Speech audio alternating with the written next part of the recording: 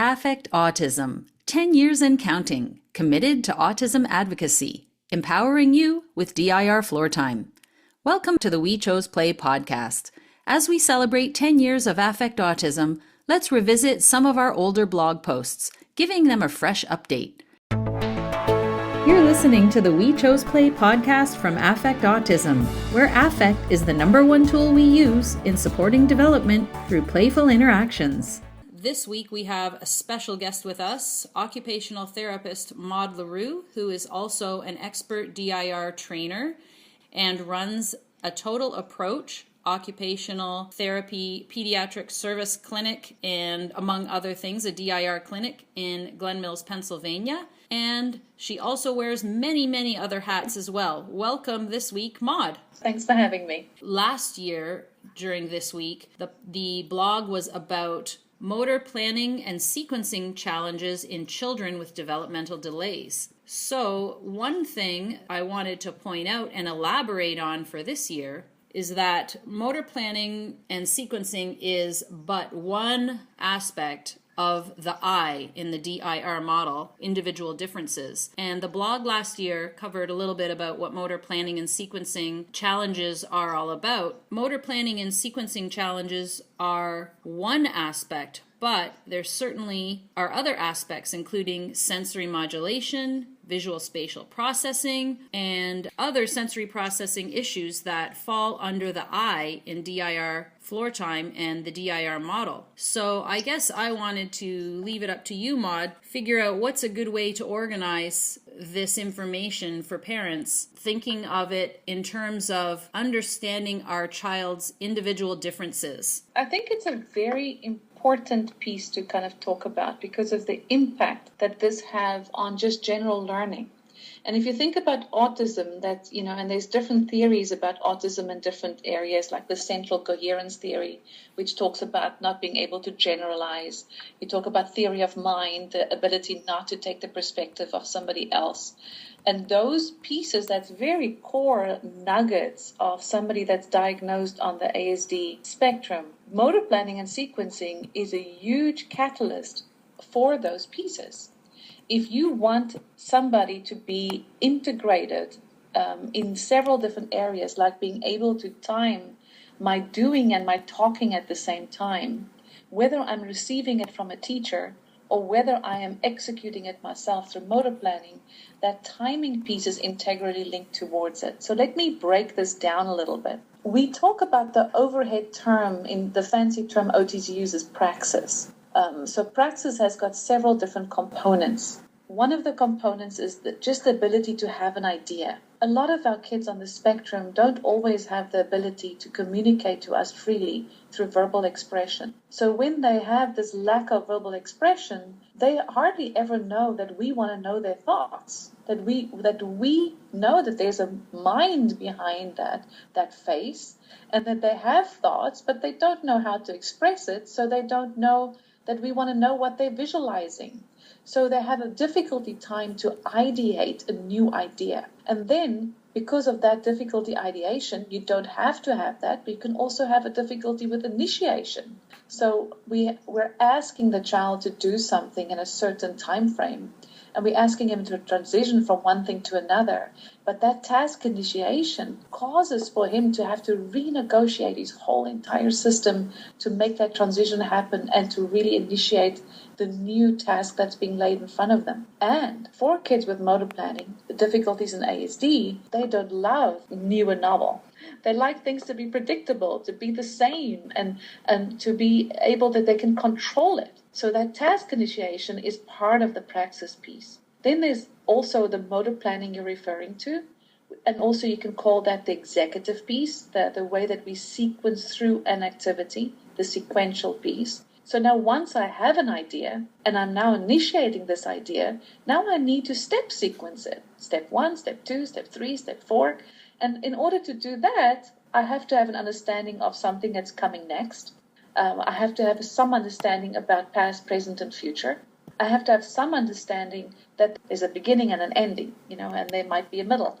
So all of those pieces comprise that whole sequencing executive piece. And then I also have to, as I've executed the motor plan, I'm giving my body feedback. So now I have to rely on registration in my body so that I can feel what my body just did and then be able to repeat it. How many times we see frustrated parents say, you know what, it feels to me like I'm teaching him the same thing every week. And it looks like, he's never been taught this before, whereas last week he could really do it. And the difference really is registration. Therefore, it's imperative to start your motor planning journey by first looking at how we're registering, processing information, because then your motor planning can fall on fertile ground. But that's not the only piece. Then the final piece is also that you're able to motor plan in the same timing as a peer. And this is where things sometimes fall off the boat. Sometimes we can get the kid to do a jumping jack, and we can get him to do a push-up and a sit-up and whatever physical activity we're doing. But when we put him back in the classroom, he's not able to do it in the same time as a peer. And the job on praxis is not done until timing is also done. And that timing piece is a crucial piece that links many different things. It's the timing between the different sensory systems. It's the timing of the actual motor plan in conjunction with whatever multitask I'm doing. Then it's also the timing that relates to my executive skills when I'm having to organize myself, plan myself, adhere to a time schedule. Very importantly, understanding the passage of time. So many parents will say to you, if I tell him he's going to have the iPad after dinner, he says, now, because he has no concept that it's after dinner. We haven't even had lunch yet. That time span in between is just non-existent. And this is also for those kids that kind of say to the parent says, buddy, won't you just come over here for 5 minutes? Just 5 minutes. You can go right back to that video game. And buddy thinks, 5 minutes? How long is 5 minutes? It's going to be forever.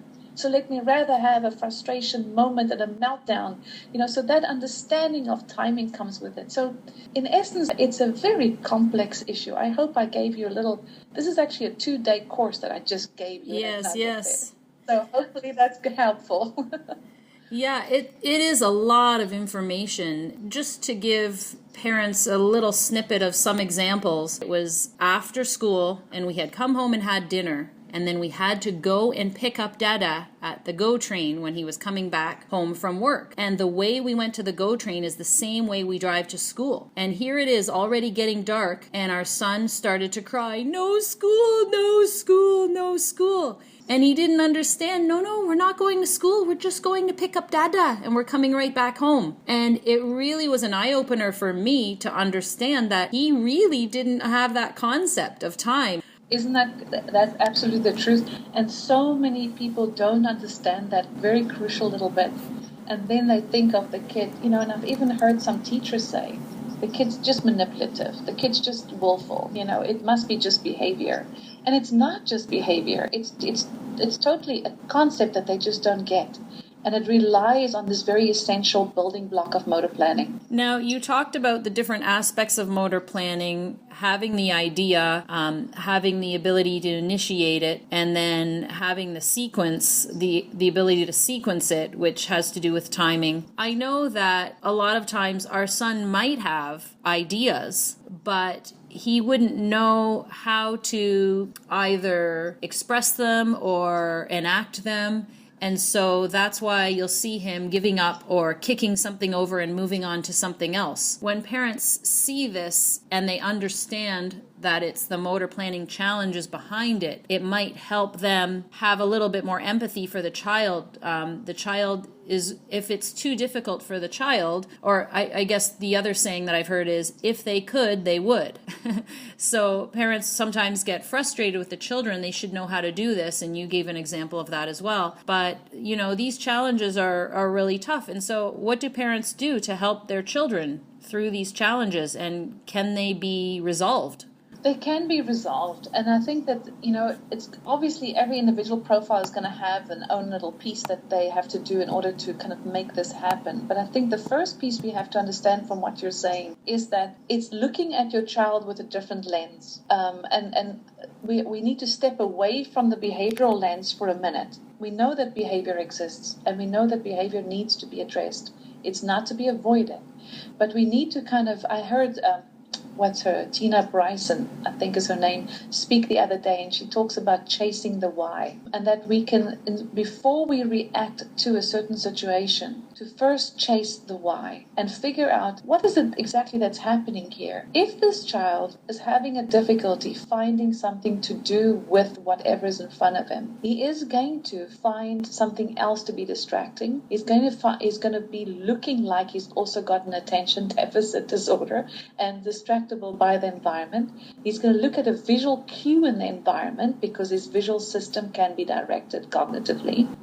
And all of these are going to be strategies that he's going to try to see to avoid planning this next thing with this object in front of me that I don't know what to do about. And even if I'm going to backtrack there, so that's one piece with what I want parents to kind of do is to give themselves permission to step back. When a behavior occurs, the first thing to do is to step back, whether it's in your mind or physically, and say, okay, so what could be happening here? If we determine that it might be one of the many aspects of motor planning that's stopping this child from going forward, we might want to kind of backtrack the steps and say to the child, well, the first thing we can do is blah, so let's just pick it up. Let's have a look at it, and just to orient themselves to the physical constancies of the object in front of them that they're expecting to interact with, and then say, let mommy show you. Next, So those pieces is to kind of break it down and help the child to go through that sequential steps. Another way that we... Can I jump in for a sec?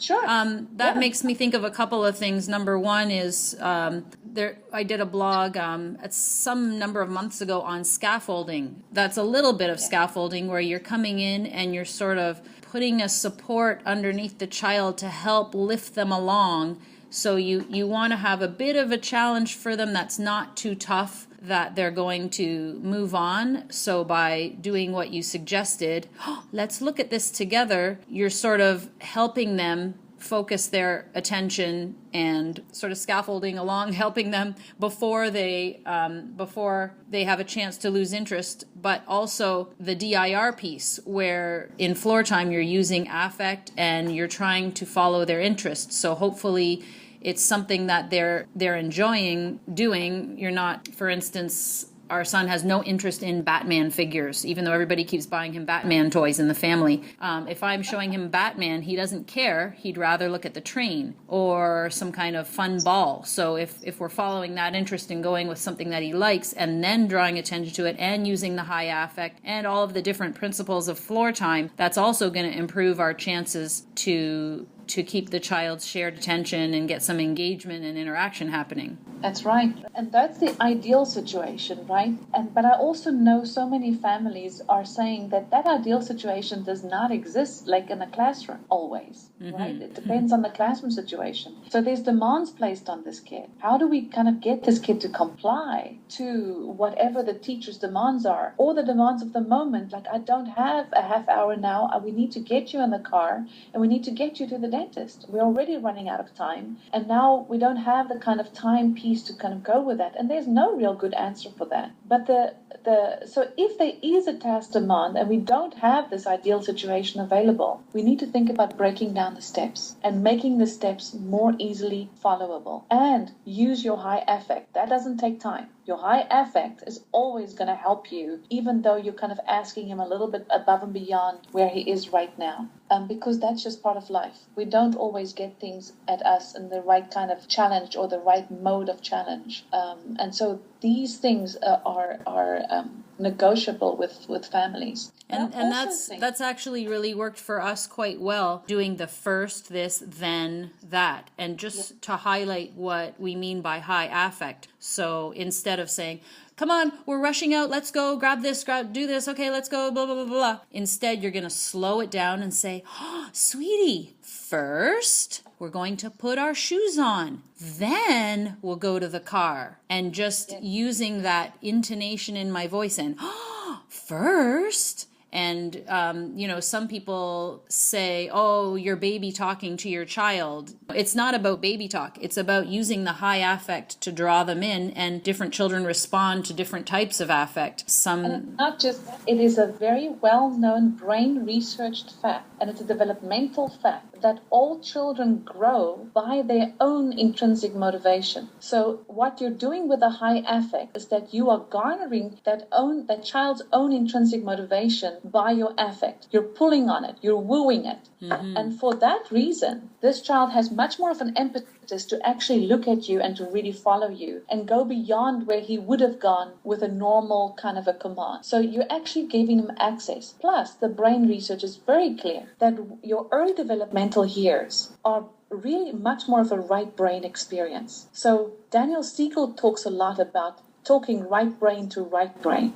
So when we are wanting to engage somebody, we got to get into our own right brains, use our own affect, and get into the child's affect brain so that we can harness the intrinsic motivation and pull the child to want to comply. But he's not going to be able to comply even with the highest affect if we got him to follow 10 different steps. Mm-hmm. And he's only able to follow 2. And that's the piece that's kind of hard for people to understand. But it's so true. And once you kind of get into this mode, I'm sure you did it. I mean, we've been working together for a while. And you definitely are doing this, is that once you're into the mode of using these techniques that DIRFloortime provides so beautifully, it actually does go quicker. Mm-hmm. It actually does take quicker to get through things, and your rush can be met by something that's also developmentally appropriate. Oh, our transitions have improved completely 100-fold in the last couple of years just from using things like that, because the more we do it, the more our son understands, oh, this happened last week and she was right. You know, first we did that and then I got to do this. And so he remembers that. And now the next transition is so much smoother, and just over time, it's just improved incredibly. We have other challenges, lots of other challenges, but the transitions challenge has improved so much, and he'll still have times where it's difficult, but he's co-regulating so much better and so much more quickly than he used to. And there's another couple of things that I want to just maybe support parents with here, and that same trajectory of understanding this then now thing, is that there's a top-down approach and there's a bottom-up approach to working on motor planning and sequencing. You need a good OT to help you with the bottom up, because there's getting into sensory registration processing. You need to get to an OT that really truly understands the full spectrum of motor planning. And with that, I mean that it's not all created equal. I see many reports come across my desk where they make one-line sentence on motor planning, where actually it should be a whole page of its own, because it's such a complex issue. So we need to find those OTs to work on our team to help us with this piece. But the other piece is the top-down piece, is where parents can really be helpful. So one of the things I always ask my parents to do once we get to this stage of development and work is to have a little time in the evening, maybe before bedtime or some time that there's a nice little cuddle moment, to say, oh, so today, first we did this, then we did that. And you don't have to go through every detail. Whatever detail this child's narration and language ability can take, his receptive ability. But you kind of get him in tune with this whole, then we did this and then we did this. And then later on, once he gets the first and then, he can go first and second and third, so that those things can start following on each other. And you can do the same thing with a story, if you've read them a story. And then afterwards you can say, oh, so first Red Riding Hood went blah, blah, blah. Then the wolf came, and then the grandma, or whatever is part of that story, so that that's always rehashed, and it becomes a cognitive construct. And that cognitive construct, once the OT then starts working on the motor construct from below, those two can meet each other and really be extremely helpful in terms of supporting this whole process. Great. The whole process of, if the body cannot register information in a certain length of time, motor planning can't really happen. So what happens is that the child then learns to use his body either by momentum or by habit, and the things that he does over and over and over. So he learns to walk fine, he learns to run fine, because it's things he does over and over. And repetition is supportive. Every child intrinsically knows to repeat in order to get something down. But the essence is that the child needs very adequate support. And there's just a simple massage once in the morning and once in the evening across the whole entire body could be so helpful in getting that registration up to a level where, okay, if I'm teaching him something now, it might be falling on better fertile ground than teaching him something when he's not grounded and when he does not know where his body is in space. And so can you describe for parents, how does massaging the child help? So when you're massaging this child, you obviously have your hands on his body. And when I say massage, it's not about putting your hands on his body and say, honey, could you check the food on the stove? When I'm saying massaging him, it's like being into him, and this is your kind of moment with him together. And when you take the body in a very deep pressure massage, not light touch. Light touch is often very aggravating for our kids. But if you do a nice deep touch massage and you just take your hands right across the body from top to bottom and you just make some deep strokes happen, almost like you would take a big ball and you can roll the ball over the body as he's lying on the floor or on the bed. But just having that deep touch, that will get into the real big joint receptors that will actually support where does things stop and start in my body, and give you that awareness, that registration of awareness. And really that kind of a touch stays in the body for quite a while. And I usually find my parents, if they do, the research years ago said 90 minutes for deep pressure, if you're doing it like for, I think, 5 or 7 minutes. So the massages that I like to give my families is run about 25 minutes to 30 minutes. And it seems to last okay until they come back from school. And then the parents do it one more time in the evening. And that seems to, within 2 weeks, you can start seeing that this child's able to be more available and not as spacey. So it's part of their sensory diet, so to speak. Absolutely. And just out of curiosity, while we're talking here, lately we've realized that our son loves when my husband puts his entire hand so that the palm of his hand is on our son's forehead and the fingers are across his hair on top of his head and just sort of puts a firm grasp, and our son just sort of stops and basks in it as if it feels the best that he's ever felt. Absolutely. And a lot of the ASD kids have got different places for that. Some kids do it on the jaw. They kind of rest their whole chin on you and they will press down on that chin. Sometimes, I think that's also the extreme form of that, is that self-mutilation, where kids are really hitting themselves and banging their heads against the wall. And that's the extreme form of what you're talking about. But it's basically, I want to feel something. This gives me an ability to register something. And I don't think we understand the absolutely insecurity that a body must feel if they can't register where they are. It's completely disorienting. You and I can go home tonight and we will know exactly where our coffee cups are. We'll know exactly where our beds are. And we thrive on the fact that some things are predictable and that we can orient ourselves to that predictability. Our kids with ASD don't often have that as a natural ability. I would hesitate to say 95% of the time they don't have that, unless somebody's been working with them. And so what happens is that now they're looking for any kind of a feedback, self-stimulatory feedback, so that they could actually access part of what we just take for granted. And that's just simply, if I put my arm in a sleeve, I know that my hand's going to go out on the other side. Many of our ASD kids don't. They want to follow it with their eyes.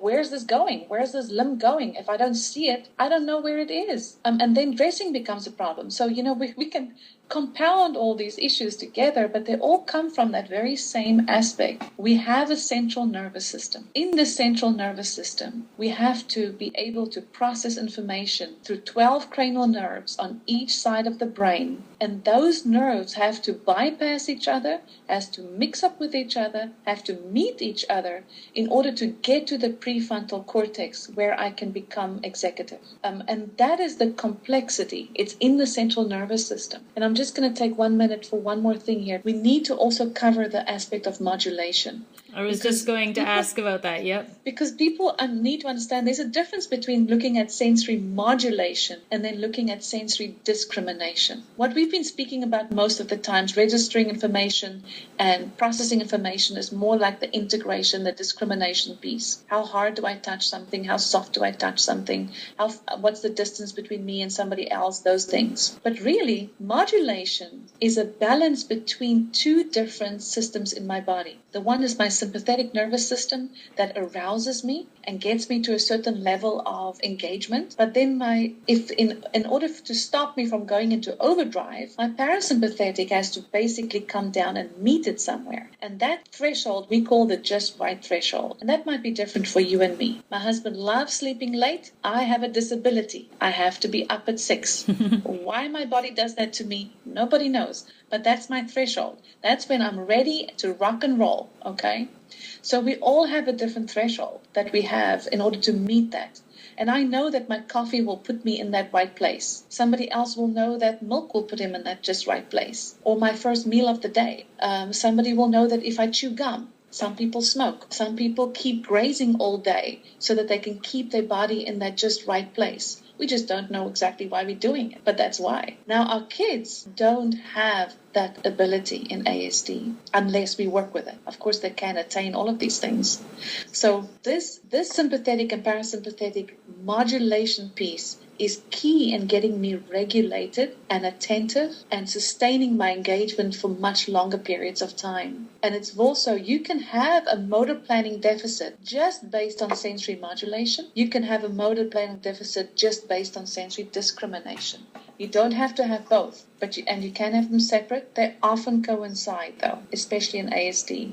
So I think that those pieces are, if you're looking at a good OT eval, you need an OT eval that can tell you, this is the modulation piece for your child. This is the discrimination piece for your child. This is the motor planning and the sensory motor piece for your child. And this is where your child is socially, emotionally. Those 4 aspects needs to be in a good eval, just to give the parent just a foothold about where to go from here. So let's talk a little bit about that modulation piece, because our son must be 100% sympathetic nervous system then, because he is up regulated all the time. And it seems like it's very hard for him to come down. He's just so excited, so on the go, so on the move, everything, whoa, whoa, whoa. Like you can't relax. So, be like, more water, more almond milk, more, I want toast, I want this, I want that. Just like one thing after another when we're sitting at the table trying to have a meal. He's just barreling out the demands of what he wants next. And, okay, sweetie, first we're eating dinner, then you can have whatever it is he's asking for. And it doesn't matter that we say that, because then right away, more. He just ignores it and keeps requesting it over and over again. And then similarly when playing, literally bouncing up and down off the floor, playing from one thing to another, just always so upregulated. So I know you've told me a few things before, but for the parents who understand what I'm speaking about, what are some things we can do to help that modulation piece? Well, first of all, again, we have to understand where it's coming from. So it definitely comes from the modulation piece I've just described. But there's different kinds of profiles. And there's even, like we talk about sensory seekers, right? We talk about those people are usually in sympathetic overdrive. That sensory seeking can have several different needs and values. One of them are more or less what you're describing to some degree, is somebody that's almost like hooked on the sympathetic overarousal. That they almost feel like in order for me to be able to engage, I have to go into overdrive. In order for me to stay in the game, I have to go in overdrive. And they almost avoid the influence of the parasympathetic. And that's why you can go into a calming voice and they will stay upregulated. The answer is not to match them there. The answer is to keep your voice as calm as possible and also to bring that affect down. And you can still be very enthusiastic. Like if instead of roaring like a lion, you can still go roar, So you can still kind of keep your voice mellow and low, even though you're still getting that anticipation of the moment still going, but you're keeping your voice, your own therapeutic sense of self. You're slowing your movements down, lowering the lights in the room, getting some environmental stimuli. Playing Mozart in the background is a good modulator. Also to kind of help and support with that pace. And for that family that has this issue, I would often say the tactile massage morning and evening is probably the biggest clue to help you. And nothing is foolproof. If I could find one method for everything, I would be absolutely in heaven. And but I can't. Every child's going to have a different profile. But we have to be careful. There's some kids who are absolutely using the swings and the upregulation to get to the parasympathetic, and there's others who would want to avoid the parasympathetic. And you have to be careful about delineating and figuring out which one is your boy or your girl, and because that's going to make a difference. And it's really, but for both of them, we want to calm ourselves down and use ourselves as the co-regulator and take that co-regulating piece to the child from a distance. The other pieces too is that too many families are, take that sensory seeking and then they hug the child, which is a really good thing to do, but then they want to take care of the upregulation. What we need to understand is that the child needs to get to a place of taking care of it himself. So when we are in a process of overregulation, we might want to hug quickly and move away and give space, and the child's going into overdrive, and see if across space I can figure out something with my lowering my voice, whatever I may sing or might do something to modulate them down, so that the child can feel in his own body what it means to kind of come down. And then we can say to the child at that point, I can see you're not talking so loud anymore. Wow, that means you're ready. Or, to give him some kind of a terminology or some kind of a body awareness to help him to know this is what it feels like when I'm coming down, and to be much more aware of that. So those are just a few thoughts. Each individual profile we probably have a different feel and idea for, but those are probably the general ones. And just to cycle back what we were talking about before too, like our son doesn't talk. He screams. Everywhere we go, the voice is so loud. And so I will do what you say. I'll slow it down and I'll speak in my quiet voice. And what my husband says is, shh, let's use our inside voice. And then he'll say, blah, blah, blah, blah, blah, shh. And he'll say shh to himself. And then he'll continue in his loud voice. So he knows he's supposed to, but he's clearly unable to. And that's what you were saying before, wondering about the why. What's going on here? He's clearly unable to lower the volume of his voice because he's so overexcited, and that's just his mode. and you know what also we have found for cases like that that's very persistent in that area, that they hard for them to come down themselves, to use the forebrain. The forebrain is a little device they can get from forebrain.com. It's a publicly available, you don't need professional training for it. But to get a forebrain, which is a bone conductor, which is automatically calming on the vestibular system and really supports the over-arousal. And just to kind of plonk that on for 15, 20 minutes of a morning and 15, 20 minutes in the evening has been very helpful to some of my families. So that might be a quick and easy if you can't find somebody to help you with that immediately. Okay. Now, one piece that we didn't cover yet, which is certainly related to everything we've talked up till now, is the visual spatial processing piece. That's a very important piece as well, because again, there's not always a very conclusive understanding amongst a lot of professionals even about the visual spatial skills. But visual spatial essentially means, how can I move my body in the space by using my visual as direction? So I have to be able to negotiate how far am I from something. If I get into a traffic lane and I'm driving a car, I need to know, what is the space going to look like for me to make sure I can actually make the turn into the highway. That kind of spatial ability that my visual gaze is giving me is really helpful in the gross sense, in terms of the space around me, but also on the space on paper. So when people have kids with handwriting issues and spatial issues on paper, they tend to want to do handwriting over and over and over. You are absolutely wasting your time. You're going to get to the handwriting, for sure you must, but it actually starts in the body. We have to work the visual spatial in the body. Now, visual spatial has got a lot of things that it's dependent upon. So what a lot of people also say is they say, oh, my kid is ASD, he's a visual learner. Everything's a visual learner. And then they get a lot of visual schedules and visual stuff to help them, to remind them, and those pieces. I think it's helpful. But if you're using that in exclusivity and you're neglecting the auditory sense, you are really not doing your child a favor, because they need to be able to connect both in order to listen to the teacher and look at the teacher at the same time. So when we're looking at that pieces, we want to look at a really thorough assessment on ocular motor skill and how my two eyes are working together. Because if my two eyes are not looking at the same point together, I lose depth perception, which can also look like a visual spatial ability.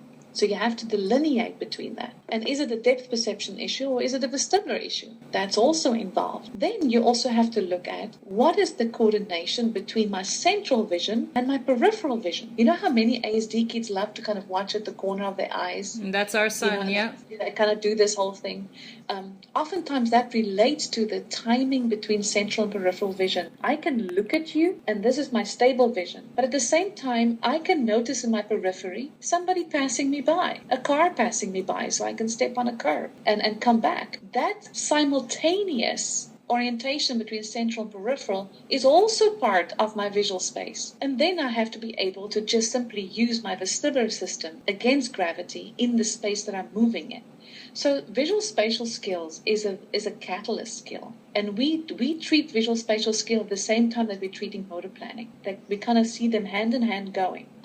But we start with ocular motor. Start with how is this muscles around the eyes working together. And those pieces have to all coincide. And again, you need the concept of timing to go with that. And so once the child has visual spatial in the body, they can often translate that to visual spatial on paper. So it starts in the body first. Yes, absolutely. You know, when the baby starts crawling, that's what they do. Because until they crawl, they're kind of dependent on where the parent moves them and where the parent sits them. As soon as that baby starts crawling, and of course there's reflexes involved as well on those ends, but as soon as they start doing that reflex of the STNR to start that crawling position, they are directing themselves through space with, oh, I want that ball. I'm going to go get that ball. Oh, I want to put my finger in that electric socket. Oh, mom says no. I'm going to look at mom and I'm still going to go ahead and do it. Okay, because I can now. And I feel so powerful because now suddenly I can move.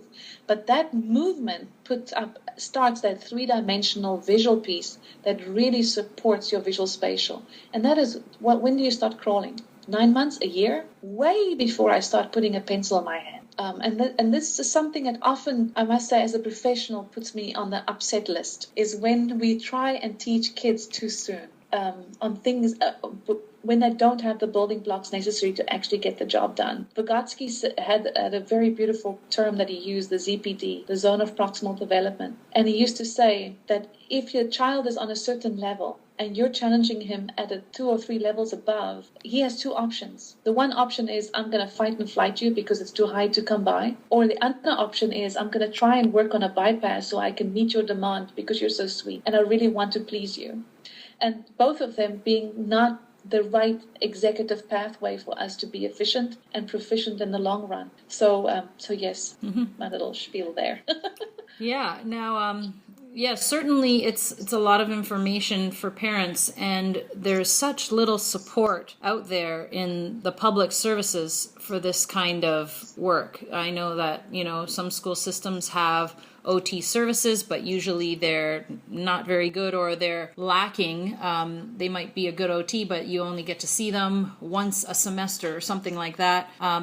It is a real challenge for parents. I've found a couple of blogs here and there that give information that are helpful.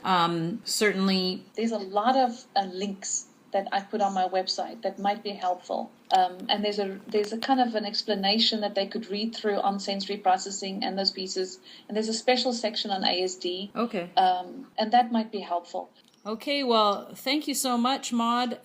This has been wonderful, filled with so much information. I'm going to put some links on the blog so that parents can go to your website and read up on some of the things we've talked about. And also, another great resource is Maude's book called Our Greatest Allies. And can you just tell our listeners a little bit about the story of that book and what's inside for parents? It's basically a journey of one child with ASD that we took through a journey, me and the parent. So the parent is telling her story, and I am telling the clinical story. And there's separate chapters on sensory processing, DIR, and other methodologies as well, so that people can kind of see the trajectory that this kid took. And he did not do perfectly, but he did good. And the message of the book is it's a journey. It's not about getting a quick fix. I don't think that's available, but it's about a journey and what's the journey of development can do for a child with ASD. Where can parents get this book? Amazon.com or Kindle. Okay, I'll put links to that as well on the website, because it'll really give a clear example of the stuff we were talking about today and how you work through it with a child. Okay, great. Well, thank you so much for being with us, Maude LeRoux, occupational therapist and DIRFloortime expert trainer, among many other things and qualifications. Thank you so much for being at Affect Autism. Thank you for having me, and all the best to everybody out there. Thank you for listening. This episode of We Chose Play was made possible with the generous financial support of Affect Autism's members and of the International Council on Development and Learning, ICDL.com. If you liked this episode, please share it with someone, like and subscribe, sign up for the newsletter at affectautism.com, and follow us on Facebook, Twitter, YouTube, or Instagram. Find out more at affectautism.com. Until next time, here's to choosing play and experiencing joy every day.